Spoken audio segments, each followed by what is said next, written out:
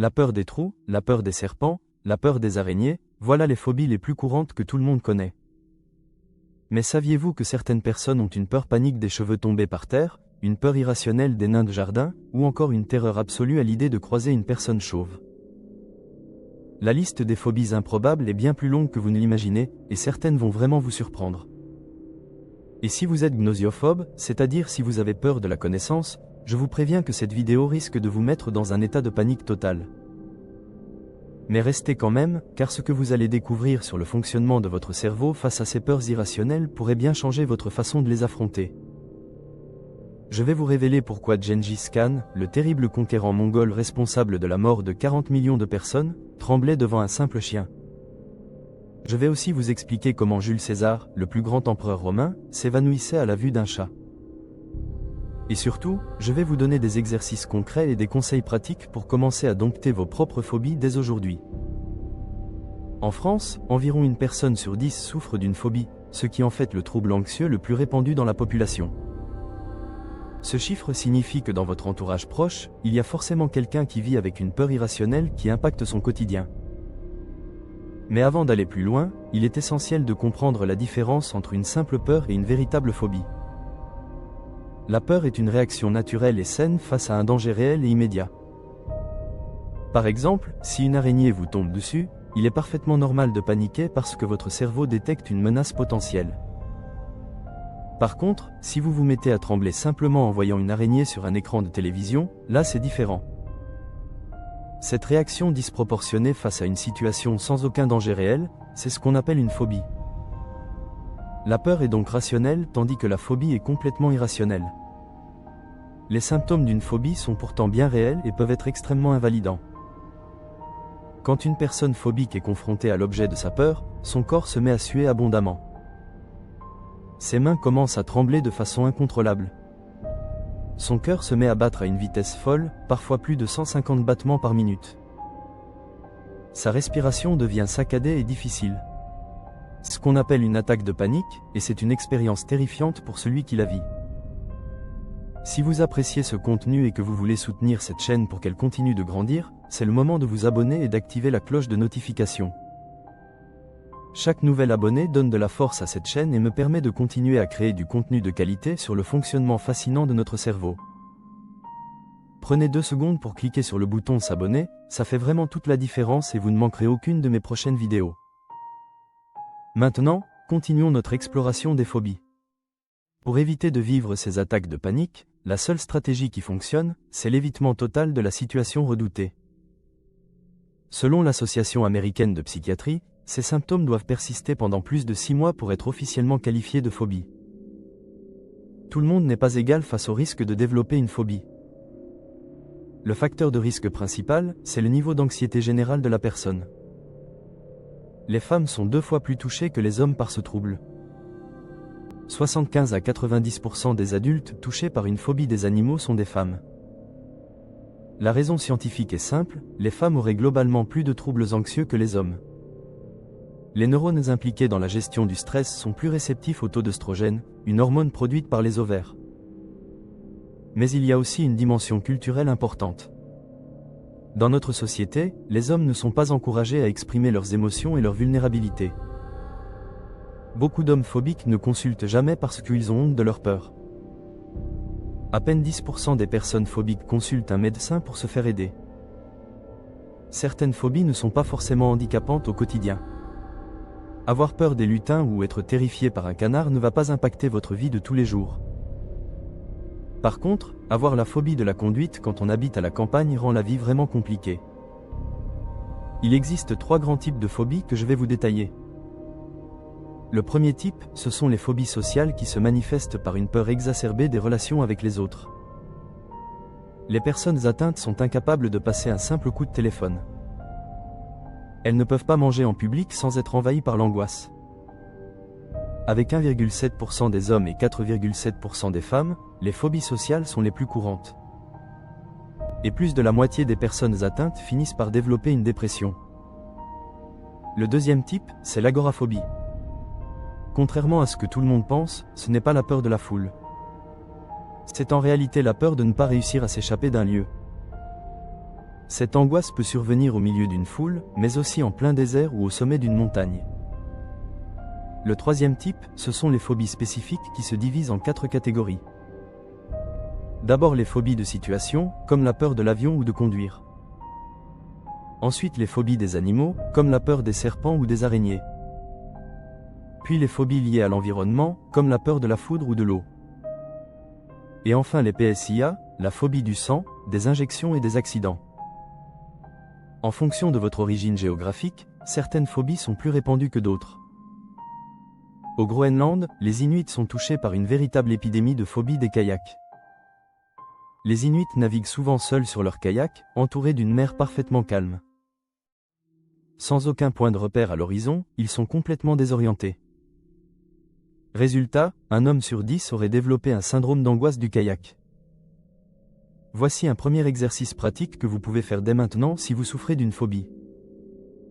Prenez une feuille de papier et notez sur une échelle de 0 à 10 votre niveau d'anxiété face à différentes situations liées à votre phobie. Par exemple, si vous avez peur des araignées, notez votre anxiété face à une photo, face à une araignée morte, puis face à une araignée vivante à différentes distances. Cet exercice vous permet de créer une hiérarchie de vos peurs, ce qui sera très utile pour les affronter progressivement. Parlons maintenant de l'histoire des phobies. La première mention écrite d'une phobie remonte au 5e siècle avant notre ère. Hippocrate raconte l'histoire de Nicanor qui était complètement terrifié par les flûtes. On sait également que Gengis Khan, responsable de la mort de 40 millions de personnes, avait une peur bleue des chiens. D'après les historiens, Jules César s'évanouissait littéralement à la simple vue d'un chat. Le président américain Eisenhower haïssait tellement les chats qu'il avait donné l'ordre de tirer sur ceux qui se baladaient dans les jardins de la Maison Blanche. Même les plus grands hommes de l'histoire avaient donc leur propre phobie. Mais d'où viennent exactement ces peurs irrationnelles? Imaginez que vous êtes en train de manger tranquillement une banane. Soudain, un bruit violent vous fait sursauter de peur. Votre cerveau va inconsciemment associer la peur à la banane. Dans cette situation, le bruit est ce qu'on appelle un stimulus inconditionnel. La banane, elle, est un stimulus neutre, à la base complètement inoffensif. La phobie survient lorsque ce stimulus neutre devient conditionné. Inconsciemment, votre cerveau va répéter le même mécanisme, banane égale peur. Ce mécanisme cérébral a été prouvé dans les années 1920 par des chercheurs de l'université Johns Hopkins. L'enfant cobaye de cette expérience s'appelait Albert, il avait seulement 11 mois. Les chercheurs lui ont donné un petit cochon d'Inde marron pour qu'il puisse jouer avec. Mais à chaque fois que l'enfant approchait sa main pour caresser l'animal, il faisait retentir une forte détonation. Résultat, Albert a fini par associer le cochon d'Inde à la peur. Cette réaction violente provient de l'amygdale, une petite structure cérébrale qu'on appelle le centre de la peur. Dans une situation stressante, votre cerveau analyse le stimulus et envoie un signal d'alarme à votre corps. Sauf que dans le cas d'une phobie, l'amygdale panique complètement. La situation est analysée trop rapidement par le cerveau qui envoie une réponse de peur même sans danger réel. En résumé, le cerveau se court-circuite. 2 facteurs principaux expliquent l'apparition des phobies, l'hérédité et la génétique. Certaines phobies spécifiques, comme la peur des trous, seraient directement héritées de nos ancêtres. Une étude a montré 76 images de trous à 300 personnes. Les personnes trypophobes se sont mises à trembler et à avoir des maux de tête intenses. Même les personnes non trypophobes ont trouvé ces images particulièrement désagréables. Cette réaction viendrait d'un mécanisme de défense inné qui nous pousse à nous protéger des maladies contagieuses. Certaines phobies seraient même directement ancrées dans nos gènes. Un gène impliqué dans le transport de la sérotonine serait responsable de la phobie sociale. Une étude fascinante montre l'existence d'une mémoire génétique des traumatismes. Des chercheurs ont conditionné des souris pour qu'elles aient peur de l'odeur de fleurs de cerisier.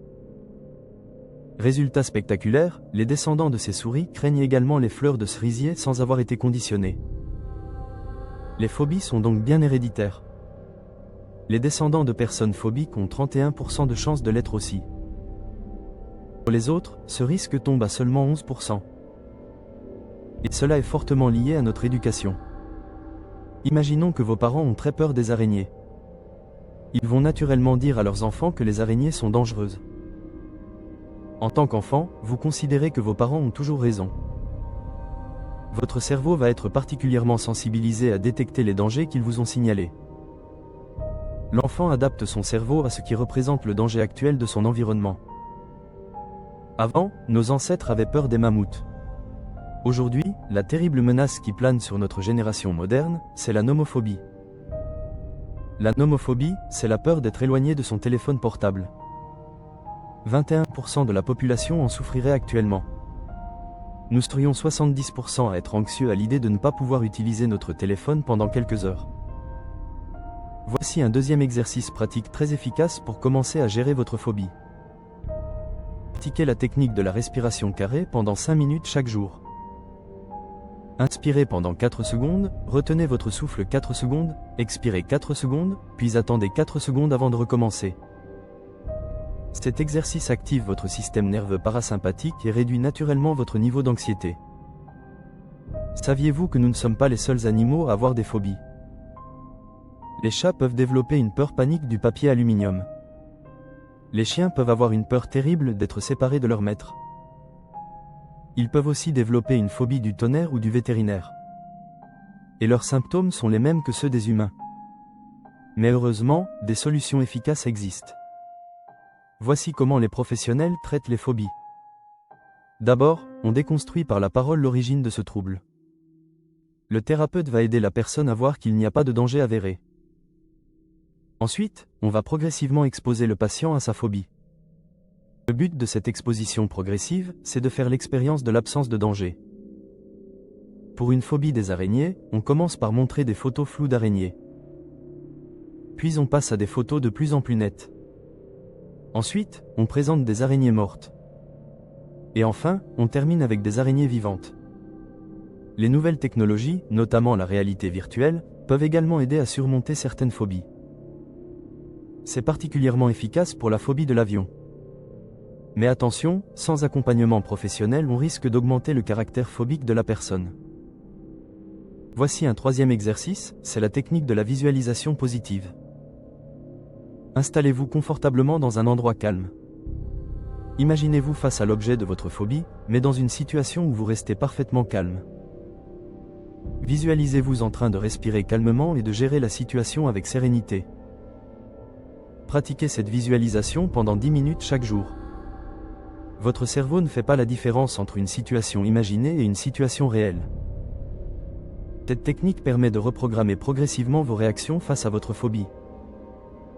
Enfin, n'hésitez jamais à consulter un professionnel de santé mentale si vous souffrez d'une phobie invalidante. Les thérapies comportementales ont un taux de succès supérieur à 80%. La phobie n'est absolument pas une fatalité. Avec les bonnes méthodes, il est tout à fait possible de retrouver une vie normale. J'espère que cette vidéo vous a permis de mieux comprendre votre cerveau face aux phobies. Dites-moi en commentaire quelles sont vos propres phobies, même les plus improbables, il n'y a justement aucune honte à partager ça. Et n'oubliez pas de vous abonner et d'activer la cloche pour ne manquer aucune de mes prochaines vidéos.